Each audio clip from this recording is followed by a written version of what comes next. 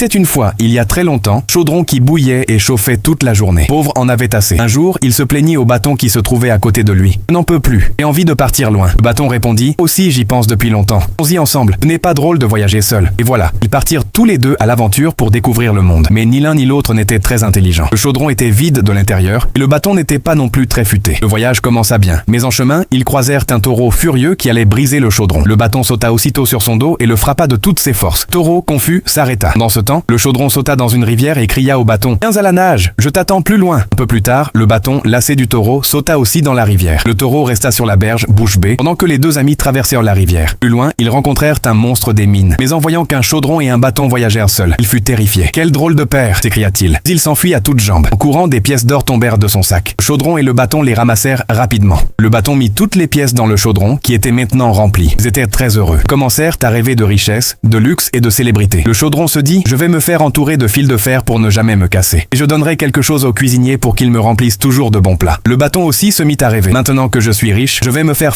un magnifique bouton doré pour ma tête. Et peu à peu, l'avidité prit le dessus. Le bâton pensa, et si tout l'or était à moi, je pourrais me faire une tête entière en or. Peut-être même que le roi ferait de moi son sceptre royal. Ses pensées devinrent de plus en plus dangereuses. La nuit venue, pendant que le chaudron dormait paisiblement, le bâton l'attaqua violemment. Le chaudron se brisa en 1000 morceaux. Le bâton, sans rien dire, ramassa tout l'or, le mit dans un sac et partit à l'atelier du forgeron. Le forgeron lui demanda, que puis-je faire pour toi? Le bâton, en prenant une expression innocente, répondit, voici un sac rempli de pièces d'or. Fais-moi une couronne pour ma tête. Le forgeron fit fondre l'or, façonna une belle couronne et la plaça sur la tête du bâton. Puis il dit, maintenant que tu as tant de prestige, tu devrais te marier. Et le destin en avait décidé autrement. Le bâton sortit avec fierté, mais la route le mena vers la forêt. Là, deux bandits, Black et Jack, se cachèrent dans les buissons. Ils virent briller la tête du bâton et dirent, regarde, c'est de l'or, vite, attrapons-le. Le bâton se mit à courir pour sauver sa vie. Mais en se retournant, il vit que les deux bandits étaient toujours à sa poursuite. Soufflé, il grimpe une haute colline. Devant lui, un ravin profond et une rivière en bas. Il n'avait pas le choix. Alors il sauta dans l'eau. En plongeant, il crut que tout allait s'arranger. Mais la couronne en or était trop lourde. Elle l'entraîna vers le fond, toujours plus bas, jusqu'à ce qu'il disparaisse à jamais. C'est vous que le bâton a eu ce qu'il méritait? Aimez la vidéo et dites-le en commentaire.